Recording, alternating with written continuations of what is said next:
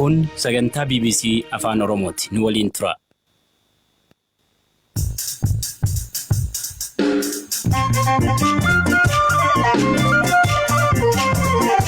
Ashama dhaggeeffattoota keenya akkam jirtu. BBC Afaan Oromoo irraa sagantaa keenya kamisaa eegalleerra kan isinii dhiyeessu ani Galaanaa Balaayi. Itoophiyaa, Masrii fi Sudaan hidha haaromsa Itoophiyaa irratti mariin Washington itti gaggeessan waliigaltee akkamiin akka xumurame? Obbo Lammaa fi dhiibbaa miseensota sabboonummaa qaban irra gahaa jira jedhamu irratti deebii paartii badhaadhinaa Damee Oromiyaa.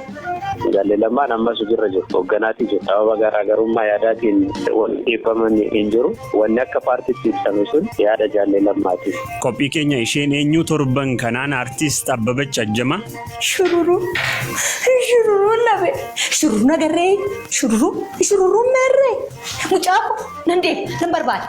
Baal wallakka wal. Akka nu waliin turtan isin affeerra.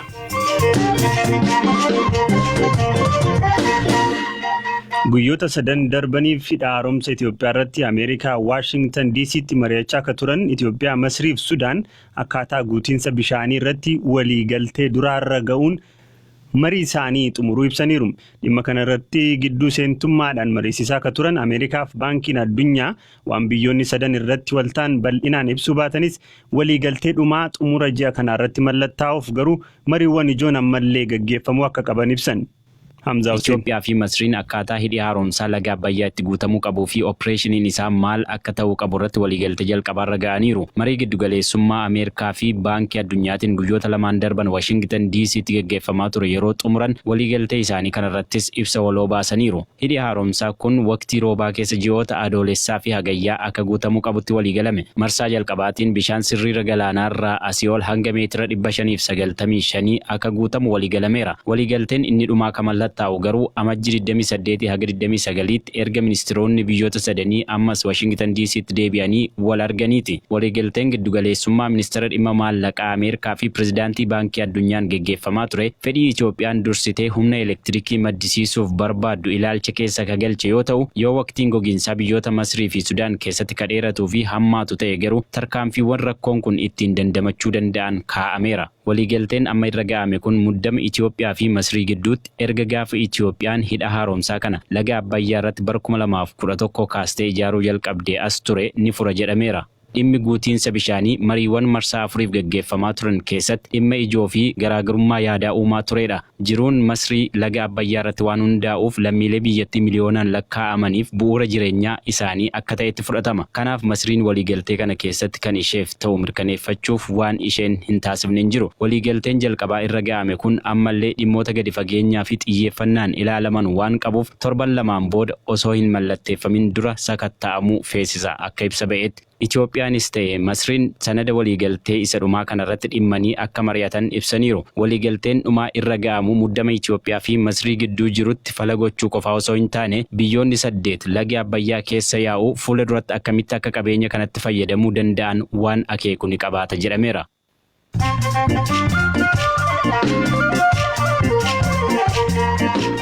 BBC Afaan Oromooti kan hordofaa jirtanii oduu gaggabaaboo sa'aatii kanaaf qabanneen isinitti himaa ani Hirphaa Gammachuuti. Barattoota 35,000 ol yuunivarsiitiiwwan biyyattii keessa gadhiisanii ba'an deebisuudhaaf hojjechaa jiraachuu ministeerri saayinsii fi dhaabbilee barnoota olaanoo beeksise. Rakkoo mudateen wal qabatee hanga ammaatti yuunivarsiitiiwwan biyyattii 22 keessatti barattoota 640, barsiisota 40 fi hojjettoonni bulchiinsaa 240 ol irratti tarkaanfiin fudhatamuun ragaan ministeerichaa ni mul'isa. Eertiraan ammallee biyya lammiileen ishee hedduminaan keessaa baqatan ta'uu ishee gabaasni Human Rights Watch ifoomsee jira. Akka gabaasa dhaabbata kanaatti dhiittaan mirga namoomaa mootummaa pirezidaantii Isaayyaas Afeworqii raawwatamuu fi tajaajila loltummaa akka kennan dirqisiifamuun sababoota ijoo akka lammiileen Eertiraa biyya baqatan taasisu ta'uun ibsameera. Humnoonni nageenyaa Saawudii namoota karaa seeraan alaatiin amaaqixa gara biyyaatti galchaa turan to'annoo jala oolchuu beeksiste. Miidiyaan Saawudii akka gabaasanitti daddabarsitoonni seeraan alaa kunneen Yemen keessa miilaan karaa dheeraa qaxxaamuruudhaan daangaa Saawudii qaqqabanii jedhameera. Daldala seeraan alaa akkasii lakkoofsa maaqixaa biyyoota Itoophiyaa fi Soomaaliyaa keessa jiru akka yaaddoo keessa galus taasiseera jedhameera. Waldaan barsiisota Keeniyaa barsiisonni iddoo hidhattoonni aleellaa qaqqabsiisan jiraatan akka qawwee hidhatanii fi leenjis akka argatan gaafate. Waldaan kun barsiisota kaawuntii Gaarisaa keessatti aleellaan irra ga'ee ture wajjiniin erga mari'ateen booda kana murteessees jedhameera. Aleellaa wixata darbee barsiisota mana barumsa sadarkaa tokkoffaa barsiisan irra ga'een barsiisonni 3 du'uun himamee jira. Oduun sa'aatii kanaaf qabde isaan kana turan.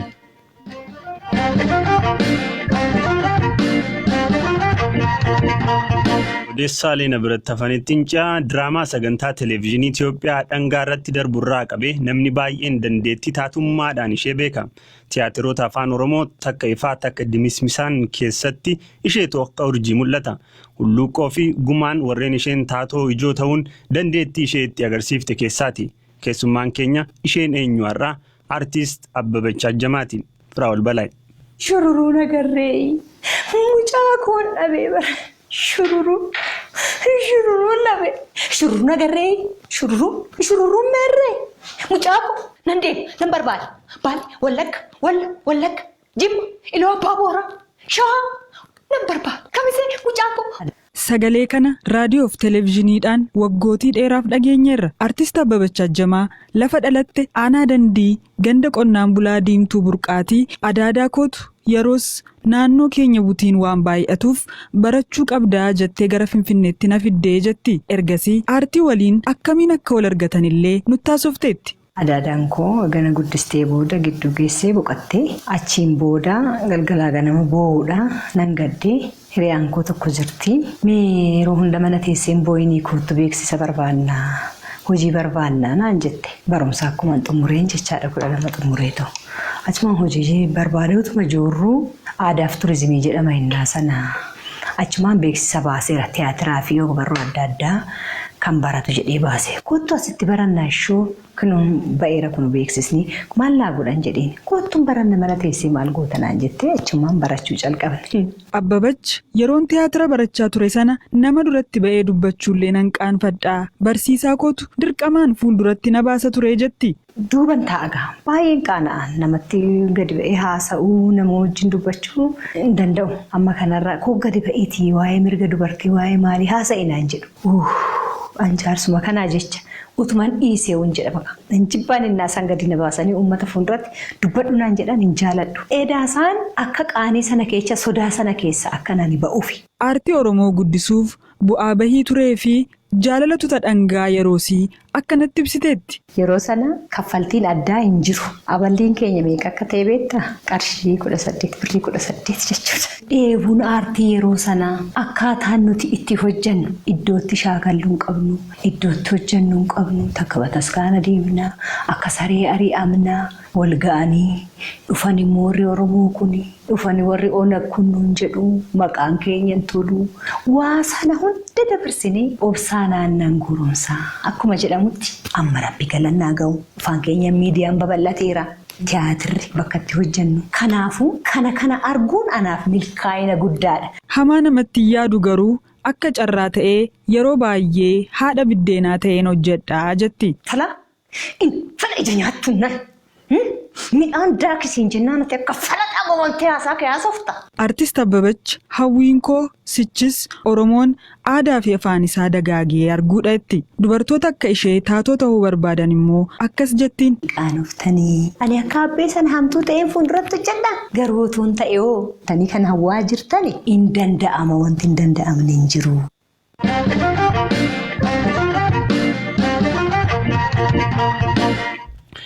Ilaalcha ida'amuu fi walitti baquu paartii Addu'aa irraa mormii akka qaban ibsanii ka turan ministeerri raayyaa ittisa biyyaa Itoophiyaa obbo Lammaa Magarsaa paartii badhaadhinaa wajjin garaagarummaa yaadaa qaban dhiphisuun waliin hojjechuuf waliigalaniiru jedhamee erga gabaafamee as haalli akka gabaafametti deemaa akka hin jirre namootni dhimmicha dhiyeenyaan beekan ni dubbatu.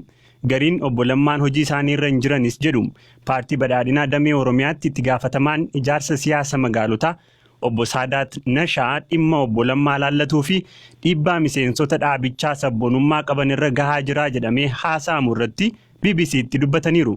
obbo Lammaan hojiirraa hin dhorkamne ammas hooggansarra jiru jedhan gaaffiif deebii Zalaalam Taaddasaa waliin taasisaniin.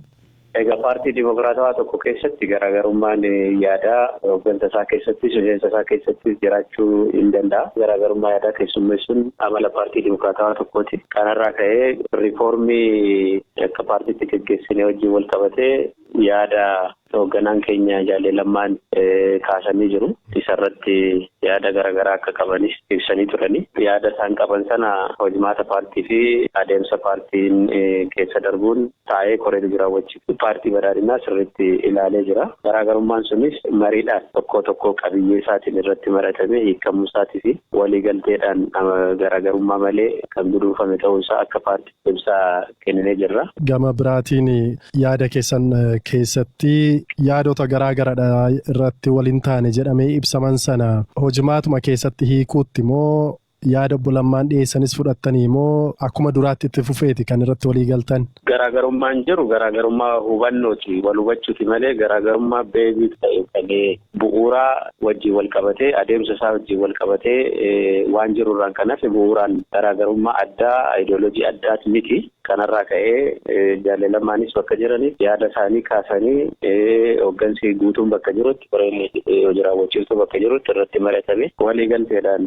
kan xumurame bakka kilaaritiin hin uumamne yookaan iftoominni hin uumamnetti iftoominni akka uumamu bakka hubannoon hin jirretti hubannoon akka uumamuu fi yaada isaan kaasaniis pozitiivli ilaalame bakka amansiisaa ta'ee argametti akkamittiin maal jechuudha maal jechuun waan jedhu kan miira qabsootti ilaalame hiikameti jira. Gama biraan uummanni ija shakkiitiin akka ilaalu kan taasisaa ture keessaa dhugumaatiin garaagarummaa kanarratti wal ta'aniiru yoo ta'e maaliif akkuma dur dubbataa turan obbo Lammaanis as bahanii ibsan kennine obbo Lammaan akka hin dubbatamne taasifamaniiru jedhanii namoonni kaasanis barreessaa turan illee ni jiru. Gadi ba'anii ibsachuu wajjin wal qabatee paartiin adeemsa mataasaa danda'e kan laalu nama tokkoon Jaalle Lammaan ammas hojiirra jiru geggeessummaarra jiru hoogganaatii jiru sababa garaagarummaa yaadaatiin wal dhiibbaman hin jiru. Lammaffaa immoo erga mariin geggeeffame booddees waliigalteedhaan kan hojjetamaa jiru. Adeemsa ibsa isaa wajjin wal qabatee waan jalqaba ibsan sana deebisanii hanga isaan ibsanitti wanni jedhu hawaasaan hojii keessatti marii keessatti dhufuu danda'a. Cufaami garuu immoo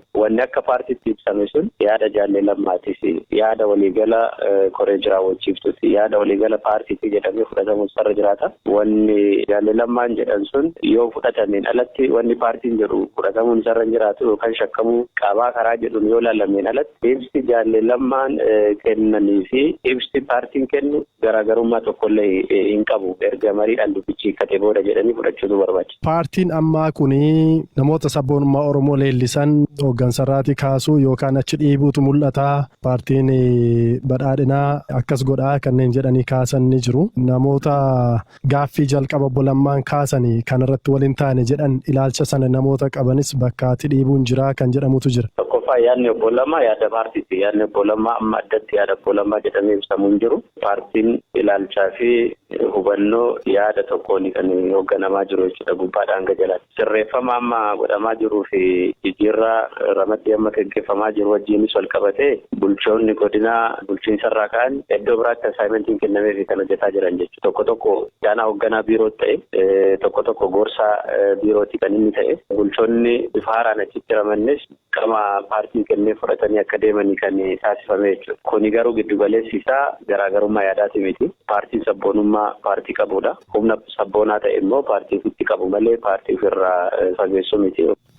Garaagarummaa yaadaa qabaachuun isaanii erga ibsanii booda namootni hedduun obbo Lammaan paartii Oromoo mormituu waliin hojjechuu malu jedhanii haasa'u. Haga ammaatti ifatti ragaan kana dhugoomsu hin arganne. Jila Kaafaa'oo hawaasa waliin mari'achuuf gara baha Oromiyaa imalanii ka turan obbo Jawaar Mahammad walgahii magaalaa Hararitti obbo Lammaan amanaa hanga ammaatti amaanaa keessan hin nyaanne Oromoo hin ganne jedhan. Obbo Lammaan Oromoodhaaf waan guddaa buusuuf taa'aa jechuunis dubbatan. Wixata darbee aangaa mootummaa olaanaa tokko waliin yoo haasa'u obbo Lammaan Ameerikaa akka jiran natti himanii turanii hojii dhuunfaaf haa ta'u kan mootummaaf wanti ibsan hin jiru. Obbo Lammaa argachuudhaaf yaalaa jirraa yoo milkoofne isiniif dhiyeessina dhaggeeffattoota keenya qophiin keenya har'aa saganuma waan hordoftaniif galatooma horaa bula.